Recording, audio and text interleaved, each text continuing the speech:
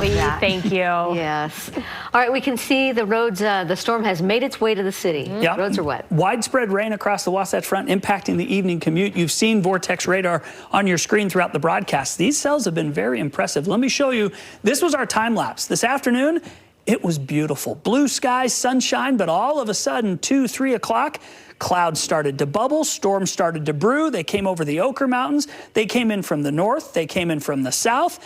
And they delivered widespread rain, lightning, thunder, and even hail. We had a couple severe thunderstorm warnings go into effect.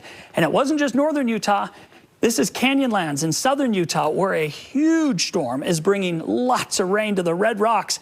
And oh, how quickly those canyons can turn to waterfalls and pretty dangerous spots when you get this much rain.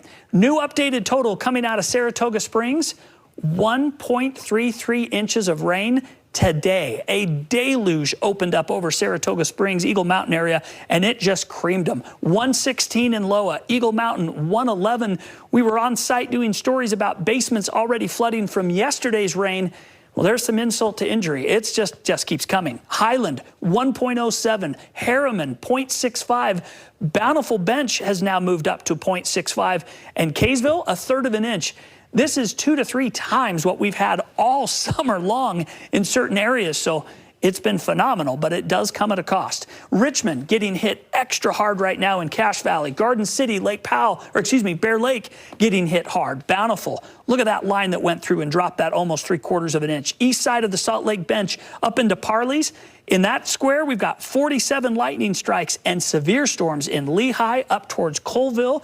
You come south, not so much for Santaquin and towards Nephi, but central to eastern Utah from Farron to Price, East Carbon over in that line headed towards Colorado, and this line from Moab to Monticello all along 191, big time rain and 159 lightning strikes. Unbelievably active cells, and these storms, they're going to linger for the next couple of hours, but they'll go to bed here in northern Utah.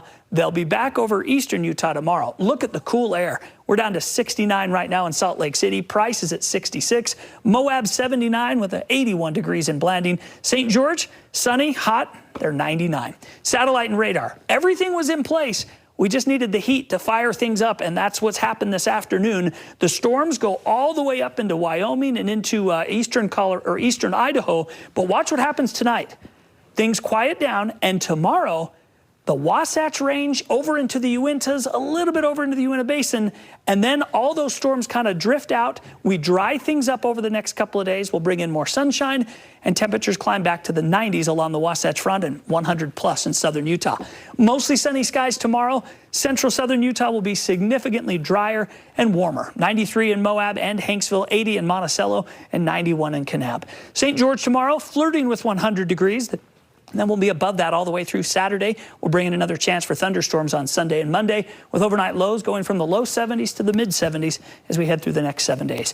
Northern Utah, this line of storms this evening will continue to progress east. We'll see decreasing rain and some partly cloudy skies tonight. Temperatures will stay there in the 60s. And then tomorrow's highs will be in the upper 80s under partly cloudy skies. There will still be a chance for some thunderstorms in the mountains of northern Utah and northeastern Utah. Then we warm up. 90s return for the end of the week. Some thunderstorms bubble up next Sunday and Monday. But to get the rain we're getting there right now, it's impressive, and it's coming down hard. As you saw those totals, that's a lot of rain just for a single day. Hey, we needed it, right? Yes, we did. All right, Kev, thank you. You bet. Team